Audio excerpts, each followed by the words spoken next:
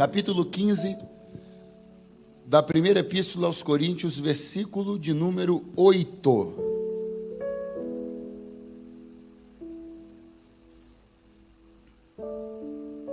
Quantos encontraram, digam bem forte: eu amo a Bíblia.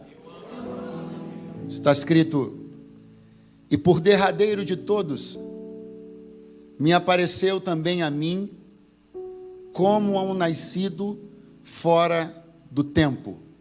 Novamente. E por derradeiro de todos, me apareceu também a mim, como um nascido fora do tempo. Vá lá agora ao primeiro livro da Bíblia, o livro do Gênesis.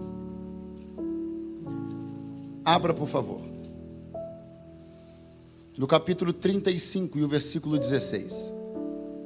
Capítulo 35 e versículo 16. Está escrito: e partiram de Betel, e havia ainda um pequeno espaço de terra para chegar a Efrata, e deu à luz Raquel, e ela teve trabalho de parto. E aconteceu que, tendo ela trabalho em seu parto, lhe disse a parteira: não temas, porque também este filho terás.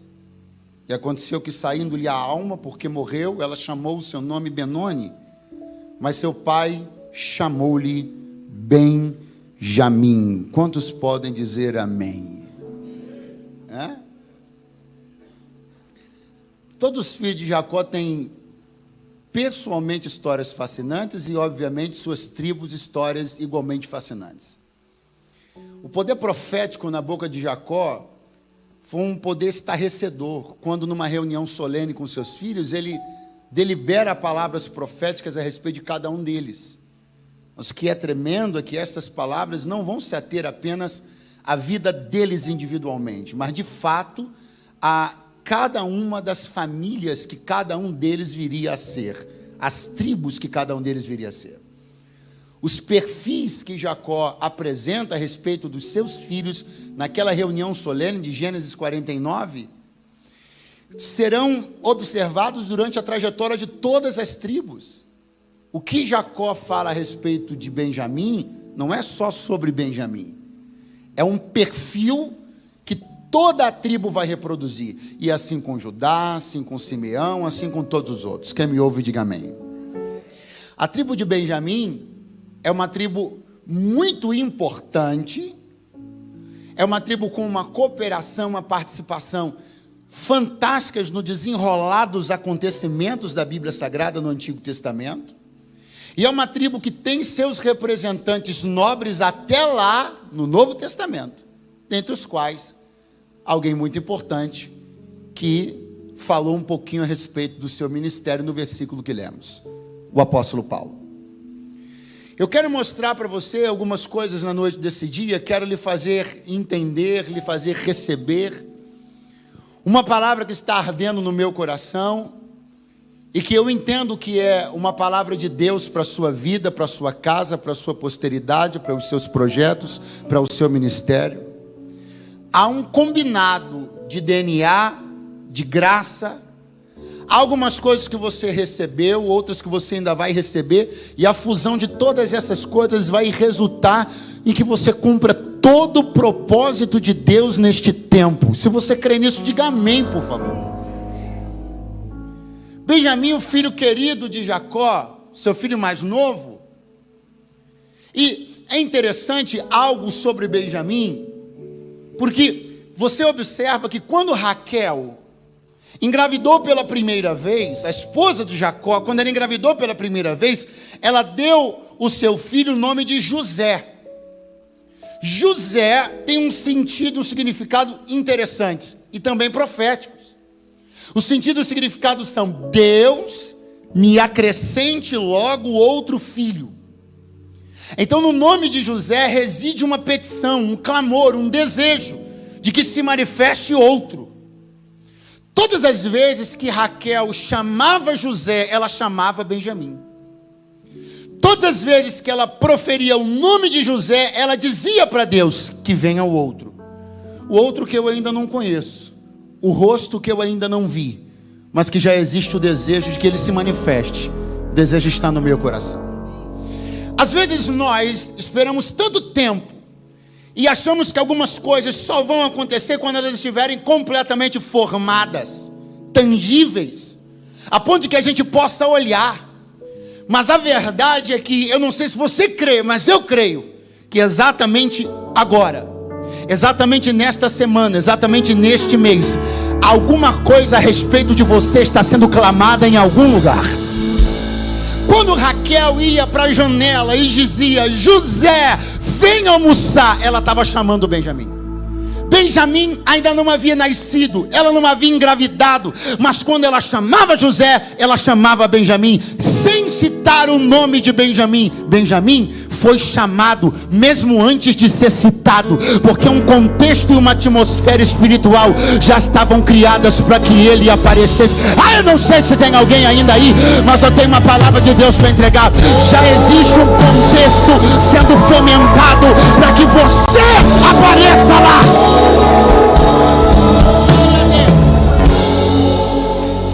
Em algum lugar, há alguém que não sabe nem o seu nome, mas já está chamando por você.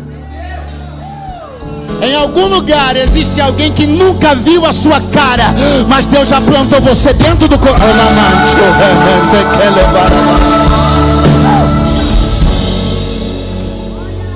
Chamamento sem uma citação, para ser um filho querido, que trará consolo, que exercerá um papel tão importante na vida de Jacó, sobretudo depois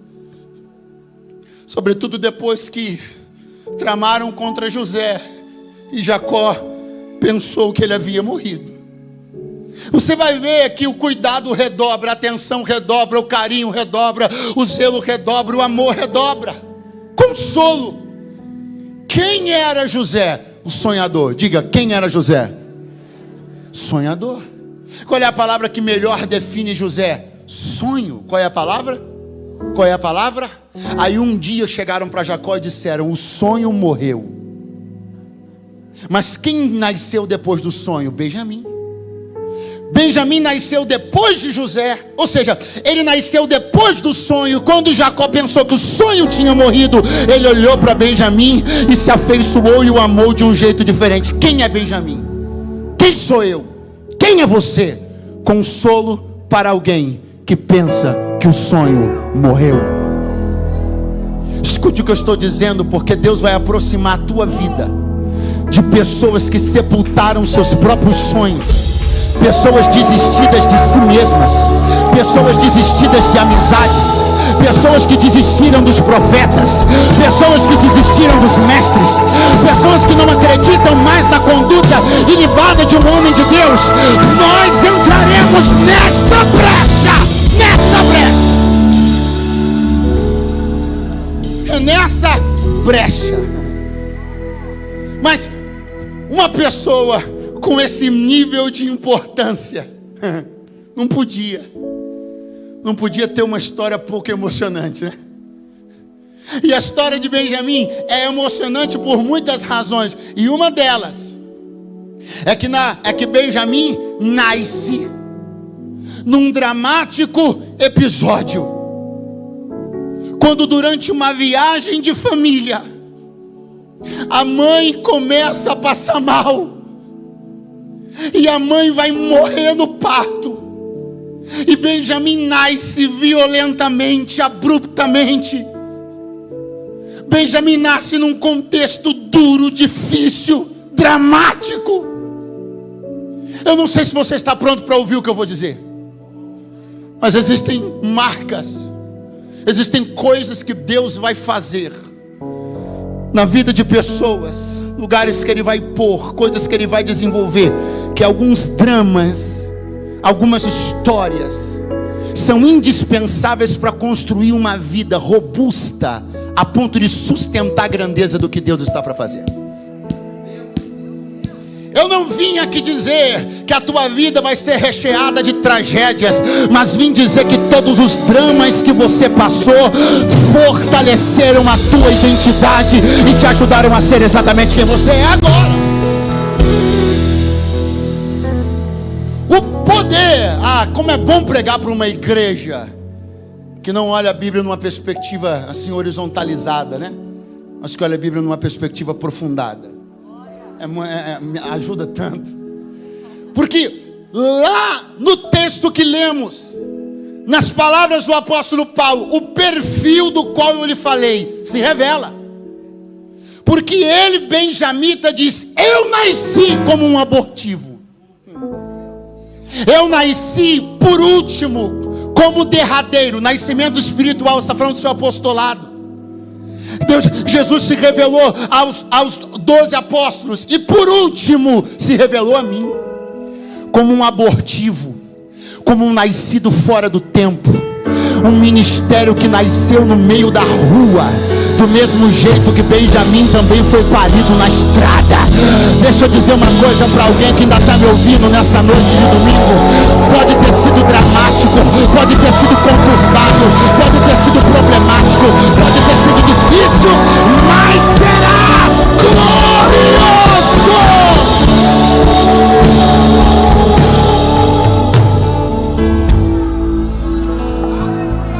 Ele diz: e por derradeiro de todos me apareceu também a mim, como um nascido fora do tempo. Isso está indicando o seu nascimento espiritual abrupto, dramático. Ele será o último dos apóstolos, tal qual Benjamim foi o último dos filhos. Há na tribo de Benjamim um perfil que parece irritante. Há na tribo de Benjamim um perfil que parece deselegante. Parece um perfil de alguém que Deus resolveu perseguir. Qual? Por último. Por último. Benjamim, o último dos filhos, por último. Paulo, o último dos apóstolos, por último. Qual um dos perfis da tribo de Benjamim? A sua habilidade para a guerra. A tribo de Benjamim era a ponta da lança da nação de Israel. Era a tribo de guerra, era a tribo do golpe. A ponta da lança é a última peça a ser preparada e introduzida no instrumento. É por último, pregador. Demorou. Tá demorando, mas a peça última a ser colocada na lança é a ponta. É o instrumento do acerto. O apóstolo Paulo, último dos apóstolos. Quem me ouve, diga amém. Eles parecem ser fadados a estar por último, mas são indestrutíveis. O Benjamim nascido por último é o Benjamim, pai de uma tribo indestrutível. Uma tribo que sofreu ações violentas, foi dizimada, mas se reergueu. Porque não é sobre quando você chegou, é sobre até onde você vai. Vou te dar outra chance. Não é sobre quando você chegou, é sobre até onde você resiste ir. Levanta a tua mão mais alto que você puder. Tem espírito de resistência em você. Tem espírito de resistência.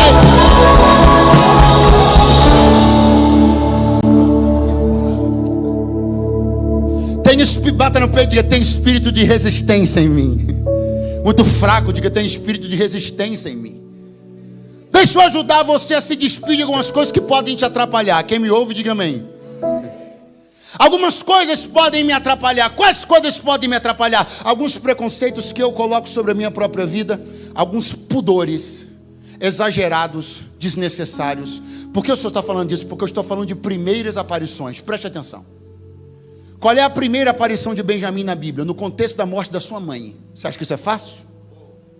Qual é a primeira aparição de Benjamim na Bíblia? No contexto da morte da sua mãe. Eu te pergunto, você acha que isso é fácil?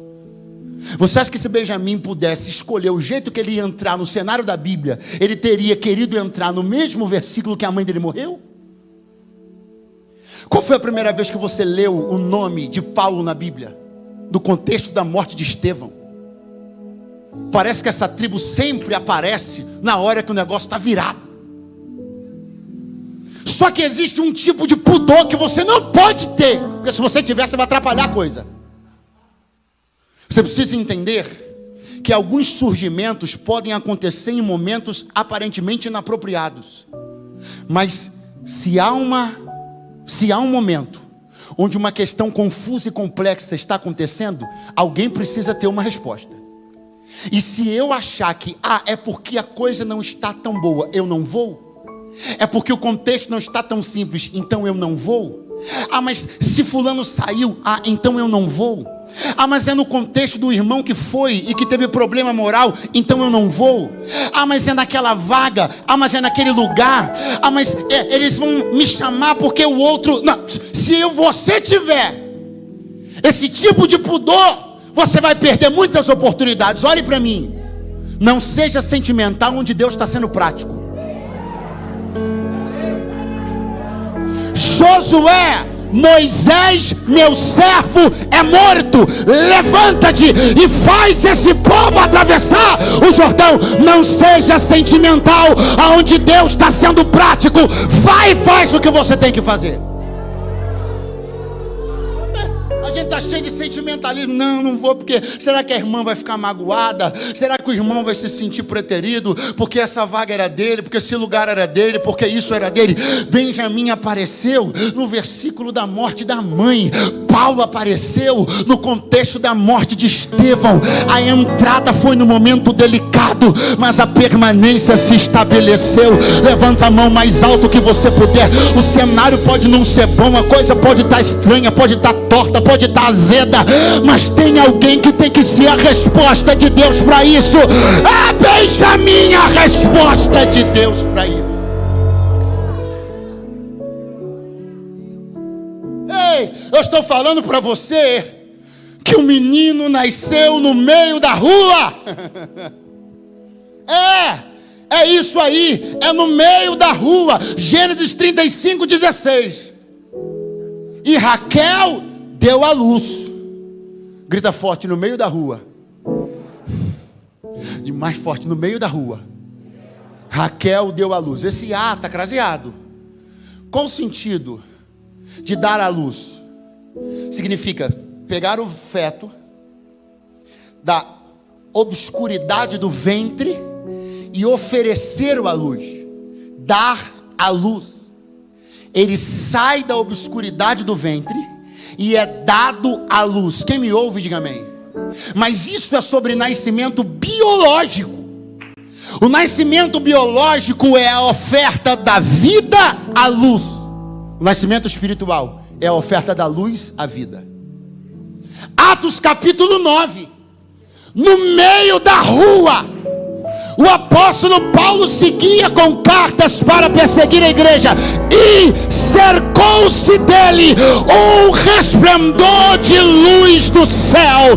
Você nasceu biologicamente quando foi dado a luz, mas nasceu espiritualmente quando a luz foi dada a você. Não importa. Eu vim dizer para alguém aqui que não importa como é que foi lá atrás. Não importa o que aconteceu lá atrás. Toque o ombro de alguém. Ombro pode. Toque o ombro de alguém e diz assim: não importa o que aconteceu lá atrás. A luz vai ser dada a você. A luz vai ser dada a você. Quem pode glorificar?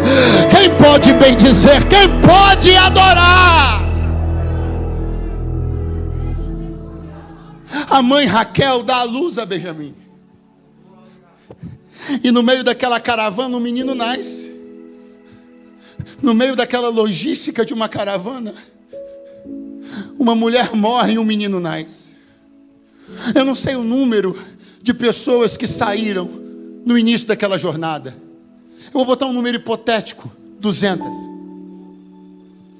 200 pessoas saíram naquela jornada. Quem me acompanha, diga amém. De repente, no meio do caminho, uma morreu, sim ou não? Mas essa uma que morreu estava grávida. Então o filho dela nasceu. Então uma morreu, um nasceu. Saíram 200. Quantos chegaram lá? Os mesmos 200. Mas não houve uma baixa no caminho? Houve. Mas não houve uma falta no caminho? Houve.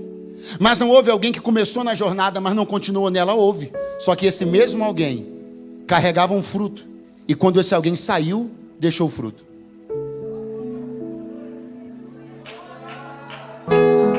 É por isso que você nunca deve começar jornada nenhuma sem estar grávido. Você sempre tem que estar gerando alguma coisa. Sempre que você começa uma jornada, esteja gerando alguma coisa. Porque se você tiver que sair dessa jornada, deixa o fruto que você carregava nela. Porque aí você não desfalca a jornada. Porque pode ser que você não fique. Alguém está me entendendo? Pode ser que você tenha que se mudar. Pode ser que você tenha que sair. Pode ser que Deus te leve para outro lugar. Pode ser que tanta coisa aconteça. Mas eu não fui chamado para criar desfalques na jornada. Se eu sair, eu deixo um fruto no meu lugar. Se eu sair, eu deixo um fruto no meu lugar. A responsabilidade de saber que esta jornada começou comigo. Então, se eu tiver de sair, eu deixarei alguém lá. Benjamim vai nascer entre Betel e Belém. Ele vai nascer entre a casa de Deus e a casa do pão. Porém, nenhuma nem outra, no meio da rua.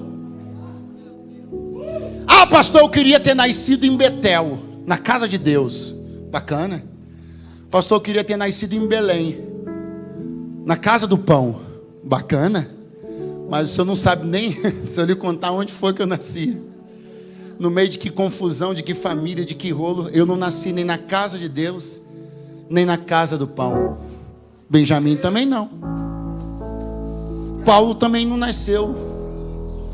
Só que o que você tem que entender, meu filho, que a questão não é onde você nasce, é de quem você nasce. Quando Jesus estava falando com um príncipe da Bíblia, um príncipe da palavra, ele disse assim: você precisa nascer de novo.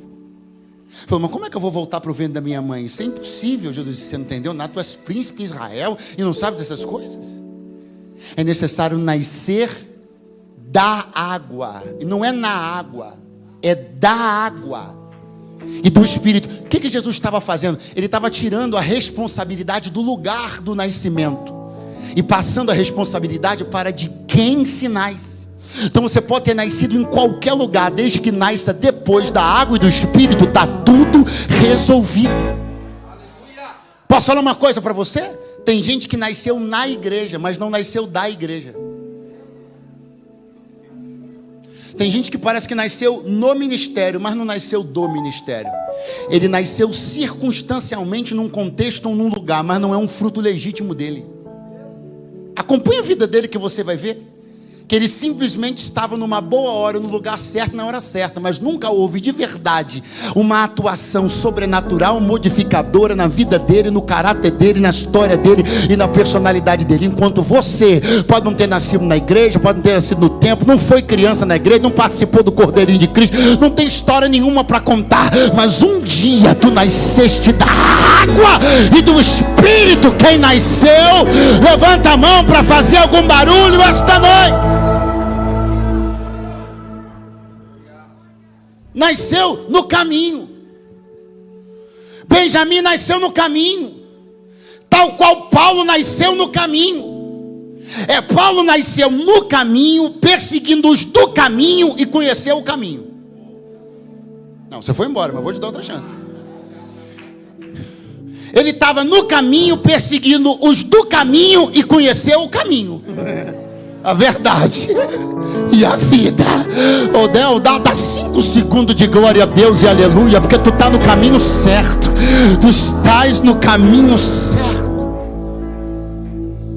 Eu vou adiantar os trabalhos, preste atenção. Todo mundo aqui é filho de alguém. Não tem jeito.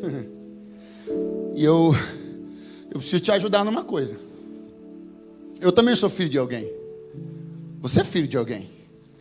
E eu preciso te ajudar numa coisa. Quando Benjamim nasceu, a Raquel, a mãe dele, no último suspiro, pastor Adson, diz: vou chamar Benoni, filho da minha dor.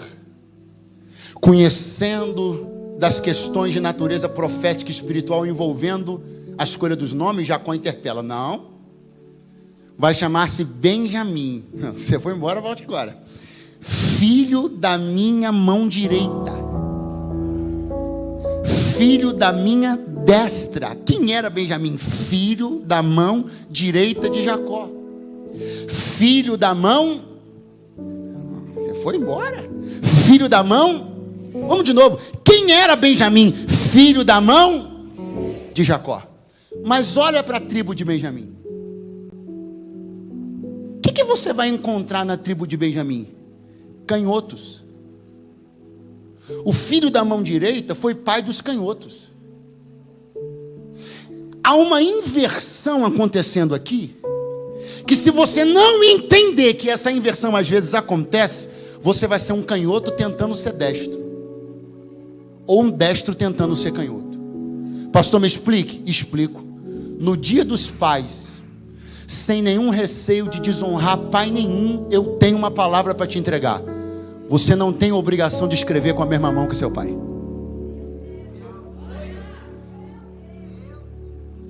Você não tem obrigação de reproduzir história de família.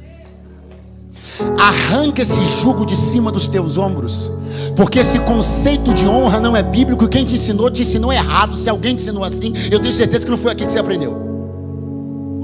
Essa reprodução sistemática, cega, da história da família, do desejo da família, dos projetos da família, dos sonhos da família. Não! Benjamim é filho da mão direita, mas ele é canhoto. Os filhos canhotos, os netos canhotos, a tribo canhota. A tribo é hábil porque faz as coisas com a mão da sua natureza. Sabe qual um dos maiores problemas que existe por aí afora? Tem gente que é destro e está tentando assinar com a mão esquerda. É por isso que a sua assinatura de vida não tem peso, porque você está tentando escrever com a mão errada. É por isso que sua identidade ainda não se firmou, porque você quer reproduzir a mão que seu pai escreve. É por isso que você ainda não conseguiu alçar seus próprios voos, nem conquistar suas próprias coisas, nem chegar no seu próprio lugar, porque você é filho da mão direita. Só que você é canhoto, mas está você tentando, aí sai torto, sai rabiscado, sai esquisito. Pega na mão que Deus te deu, faz do jeito que Ele te deu. Não tenha medo de trair a história da sua família, não. O melhor jeito de você honrar a casa do teu pai é sendo fiel à inspiração que Deus plantou no teu coração. Vai escrever com a mão que Deus te mandou escrever. O filho da mão direita tornou-se canhoto.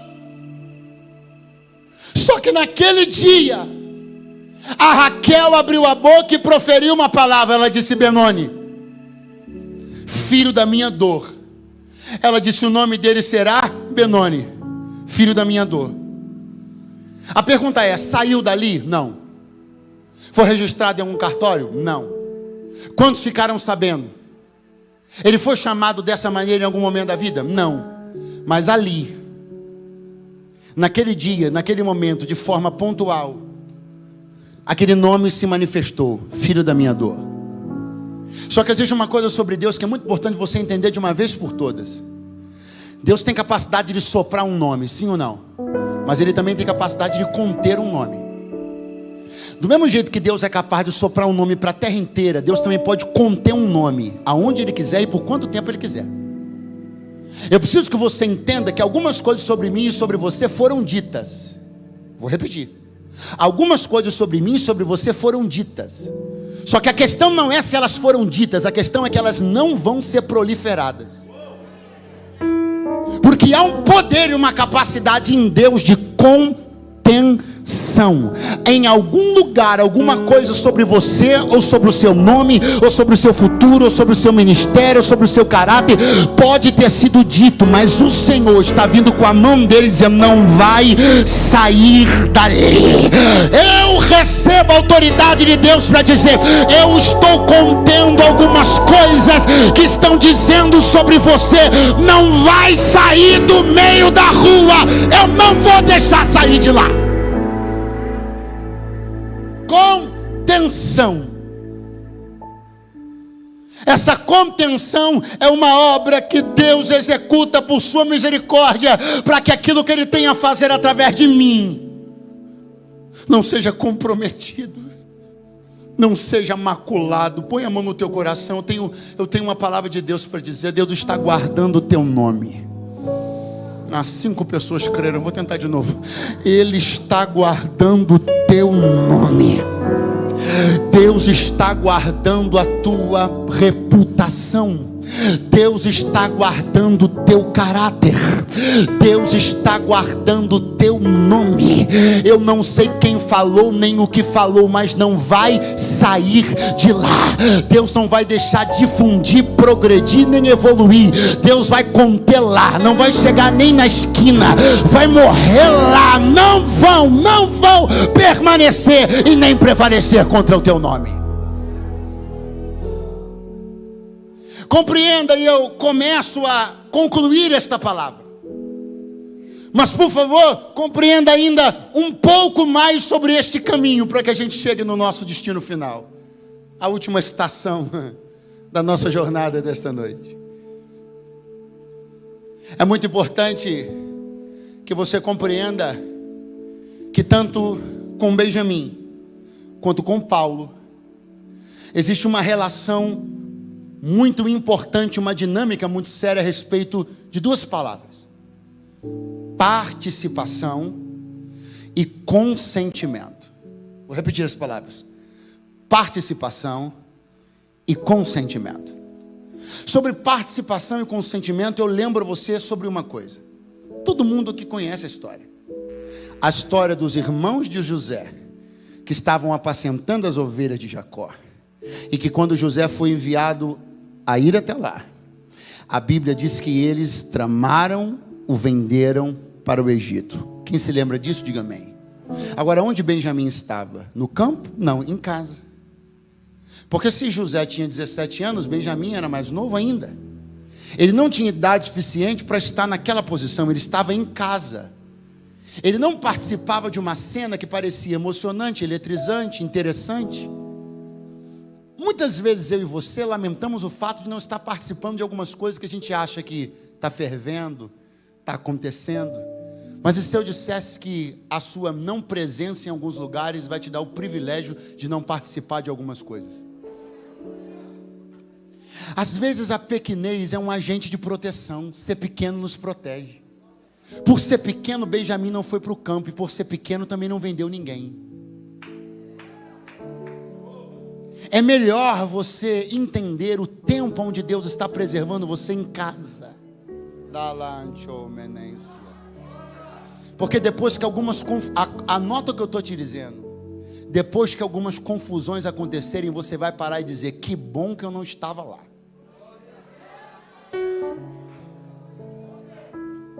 Se Benjamim é protegido pela sua pequenez, pela sua mocidade, Paulo já não. A Bíblia fala que as vestes de Estevão foram depositadas aos pés de um jovem chamado Saulo. Jovem, porém suficientemente maduro para consentir. É a palavra que a Bíblia usa, não é que eu uso, é a Bíblia. Consentir com a morte de Estevão. Participação, consentimento. Sobre o consentimento, há algo muito sério que você precisa entender. A Bíblia diz que Estevão foi apedrejado, sim ou não? Quantas pedras Paulo tacou em Estevão? Nenhuma. Mas quem disse para você que o consentimento também não é um tipo de apedrejamento? Eu vou dizer para você, e é por isso que com certeza isso doeu tanto durante toda a vida o ministério de Paulo, que Paulo foi corresponsável por cada uma daquelas pedras sem ter tocado em nenhuma. Porque o consentimento é um estilo de apedrejamento. Alguém está de repente dizendo assim: nunca peguei em pedras, mas já consentiu tantas. Não vai embora não, fique aí. E Deus me trouxe para dizer: eu não quero apenas que você não pegue na pedra, também quero que você não consinta com ela.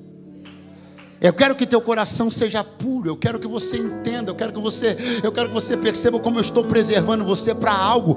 E você não vai poder se envolver com algumas coisas. Você não pode tocar em algumas coisas. Não pode consentir em algumas coisas. Não pode entrar em alguns assuntos. Não pode dar algumas opiniões. Não pode participar de algumas conversas. Não pode estar em alguns grupos. Porque eu quero você limpo. Oh, glória! Levanta a tua mão mais alto que você puder. Deus está guardando a tua conduta, preservando a tua história. Deus está protegendo o teu caráter. Deus está guardando o teu coração. Porque se nós participarmos, quando nos envolvemos, nós podemos ser marcados de maneira permanente, E esta marca pode nos trazer dores, desconfortos. E pode ser que seja mais difícil passar por tudo que você vai ter que passar. Porque vai ter que passar. Não sei se alguém se anima, se diz glória a Deus, aleluia. Mas se você quer alguma coisa em Deus, você vai ter que passar por alguns caminhos. Porque, meu irmão, não tem ninguém privilegiado. Paulo disse assim, ó, eu fui o último. Por último de todos ele apareceu também a mim. Agora olha para a história dele. Você acha que foi assim, pai, pum? Quando a luz se revela para ele no caminho de Damasco, quantos dias ele fica cego? Quantos dias ele fica cego? Porque os seus 3 dias de cegueira são uma equiparação aos 3 dias da escuridão que os discípulos dos apóstolos estiveram enquanto Jesus não ressuscitava. Você vai ter que passar pelo mesmo caminho. Aí alguém diz, depois já começou a pregar. Como depois? 3 anos na Arábia. Esses 3 anos também são uma equiparação aos 3 anos do ministério de Jesus que ele não participou. Não é assim. Ninguém é privilegiado. O caminho é o mesmo para todo mundo. Oh glória.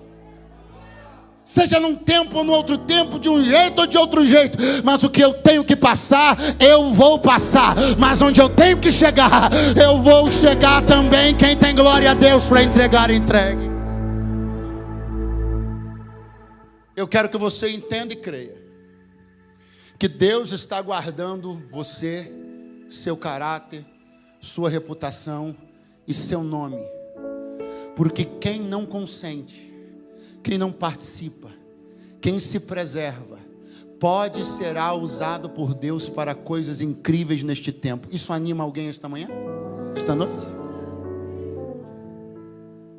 Quando dá o episódio maravilhoso que todo mundo conhece, da reconciliação de José com seus irmãos. Fechei a Bíblia.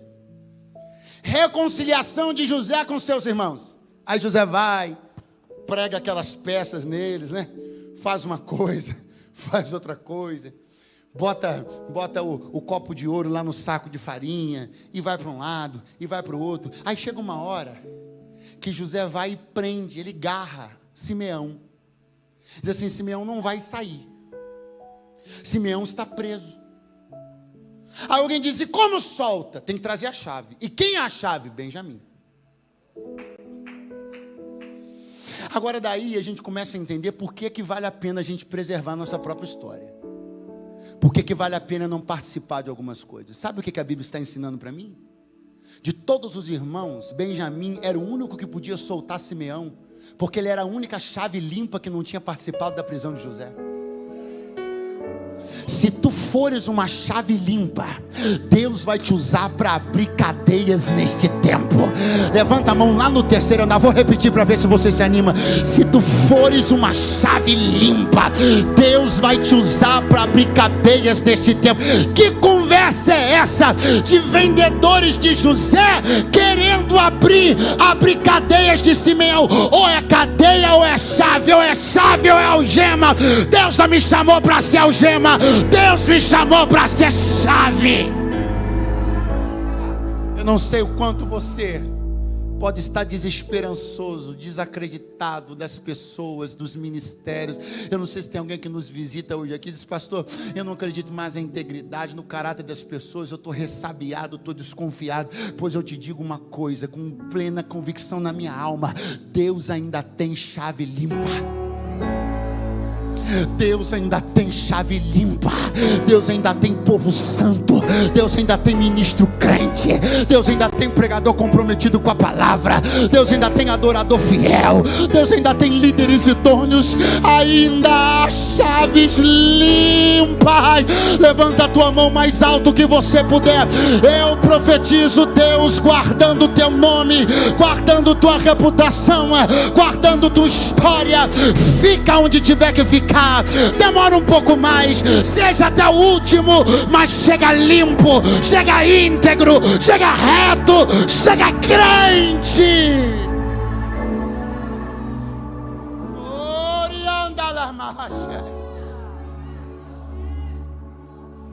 Eu não vou corromper a minha história, porque existe uma hora que eu vou me deparar com uma prisão, e se eu não for uma chave limpa, Deus vai escolher outro. Eu não vou corromper minha história, porque vai chegar uma hora que eu vou ver alguém atrás das grades, e se eu não tiver moral diante do meu Deus para me apresentar como chave, Deus vai ter que chamar outra pessoa e eu vou ter que assistir tristonho essa cena, porque eu permiti que a minha chave se oxidasse pela imoralidade, pelos conluios, conchavos, participações com sentimentos. Não, 1000 vezes não. Assim te diz o Senhor: limpa a tua chave, consagra a tua vida, tem cadeia para tu abrir no meu nome. Eu vou te usar nesse tempo. Está demorando, porque Benjamim é assim, demora para chegar, mas quando chega permanece para sempre. Fique de pé do seu lugar essa noite.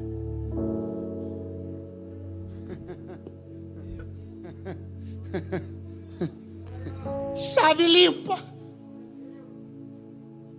Somente uma chave limpa, com uma história limpa, com uma conduta limpa. Há uma decisão a ser tomada. Existe um nível, existe um tipo de dualidade, de duplicidade, que não podem mais permanecer. A tribo de Benjamim é marcada, por último, por um perfil de dualidade preocupante, pastor Adson.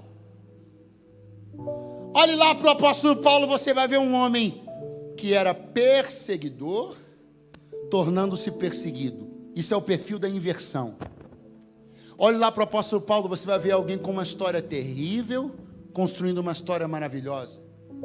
Olha para o apóstolo Paulo, você vai ver um homem que diz: o bem que eu quero fazer eu não faço. Existe uma guerra aqui dentro. Pergunte: que guerra é essa?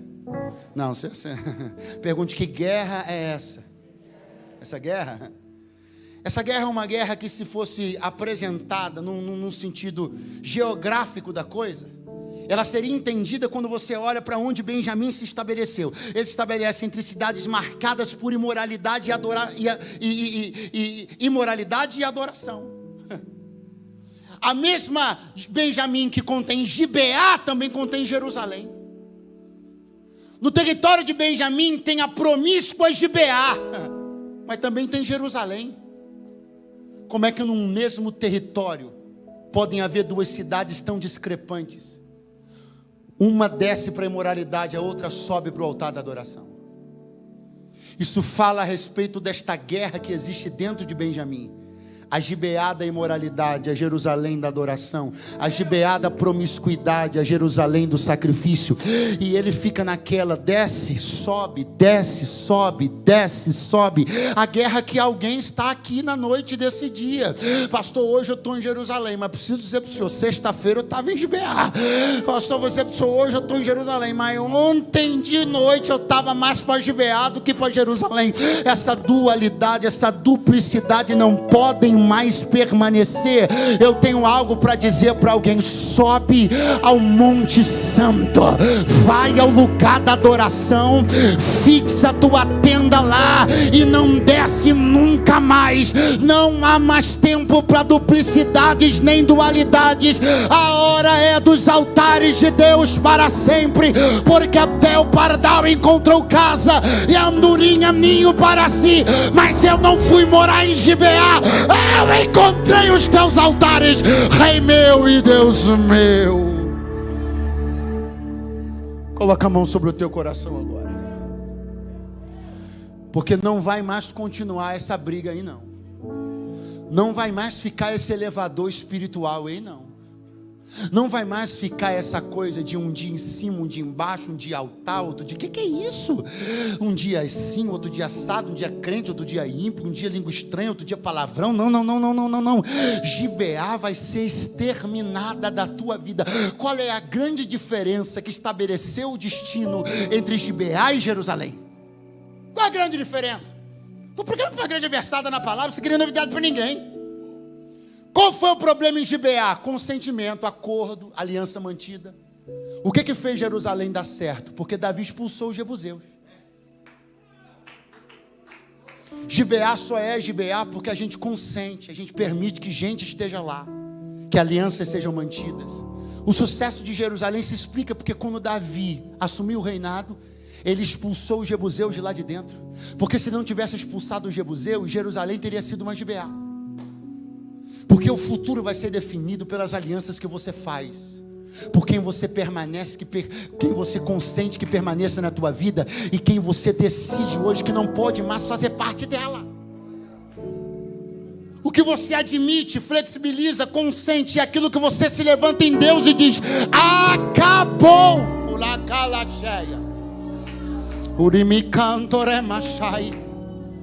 Eu estou pregando uma igreja que quer subir ao monte de Sião para não descer mais. Eu sei que estou pregando uma igreja que não quer viver instabilidades, uma igreja que quer mergulhar em Deus para não sair mais. Ou se você se identifica com isso, se essa é a vontade e desejo do seu coração, comece a manifestar uma oração a Deus agora. Comece a dizer: Senhor, eu não quero mais viver uma vida instável, eu quero te adorar e te servir todos os dias da minha vida. Eu não quero ser vacilante como Sansão, quero ser constante como Samuel. Eu quero te adorar todos os dias. Eu quero subir ao Monte Santo da adoração, fazer o bem, dar a outra face. Eu quero ser crente, crente, crente, crente, crente, crente, crente. Onde estiver um coração agora, Senhor, que tem um desejo puro, real, honesto, íntegro, sincero, de te servir em espírito e em verdade. Porque a verdade é que tem um montão de gente, Senhor, que não quer. O que eles querem é ficar assim, migrando, pendulando entre Gibeá e Jerusalém. Eles querem ficar turistando em Jerusalém e se deleitando em Gibeá. Mas nós não somos assim. Esses dois territórios podem estar aqui dentro de nós, porque essa guerra não vai cessar nunca. Só que nós estamos abandonando um desses territórios e estamos fincando morada em Jerusalém.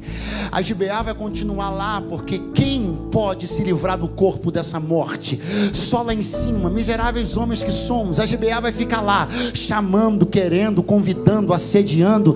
Mas eu estou tão fincado, meus pés em Jerusalém, eu estou tão amarrado no altar como estava Isaac, que ninguém me faz descer, ninguém me faz descer de lá. Quem sente a presença de Deus esta noite, abra a tua boca por alguns segundos. Vai recebendo o renovo de Deus, força de Deus, graça de Deus, poder de Deus, unção de Deus, renovo de Deus. Levante as duas mãos lá no terceiro andar e diga: eu estou subindo. Muito fraco, eu estou subindo ao Monte Santo. Eu vou firmar minhas tendas em Jerusalém. Vou amarrar minha vida no altar de Deus e não desço mais a Gibeá. Quem celebra esta palavra? Quem celebra esta palavra?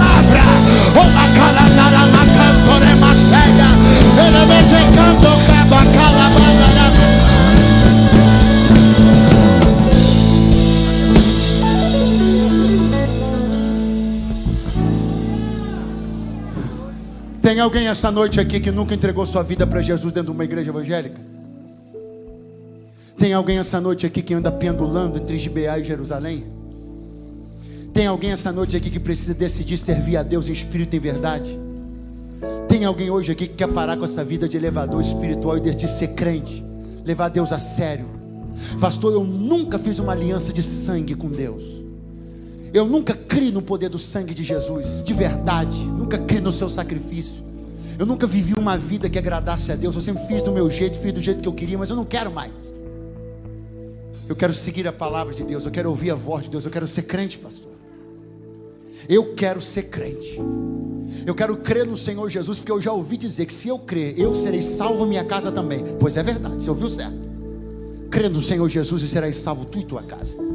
Eu não sei se estou falando a alguém que não é membro de nenhuma igreja, nunca recebeu Jesus. Pode ser que não, nós estamos com uma situação atípica, com a questão das inscrições. Pode ser que apenas nós estejamos em família, pode ser, mas pode ser que não. Então eu faço uma pergunta a alguém aqui que nunca fez uma decisão ao lado de Jesus e quer entregar sua vida para Ele hoje? Ou ainda alguém que está afastado de Jesus e da igreja, desceu para lá para Gibeá e ficou.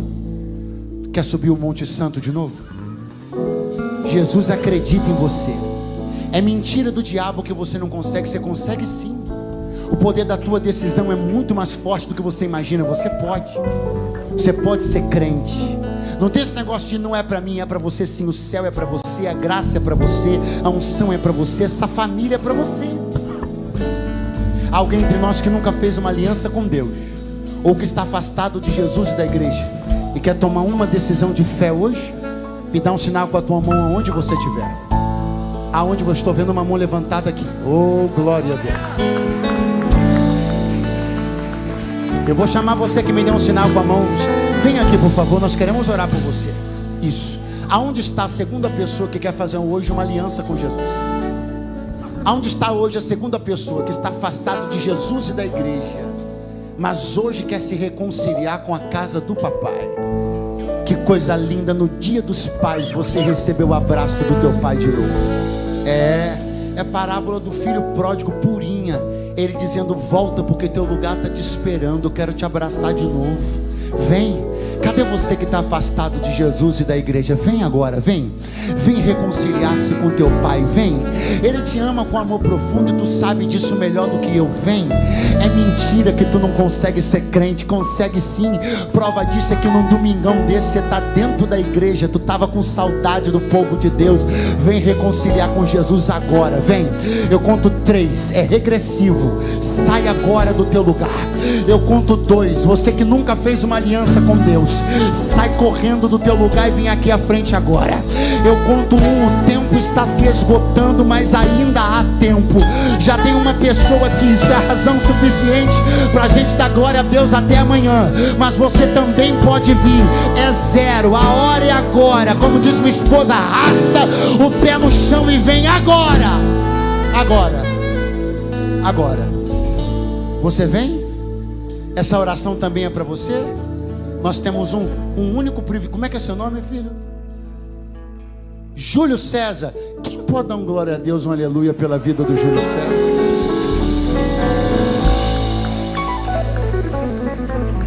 Pastor Adson, estende a sua mão para cá. Senhor, aqui está o Júlio César.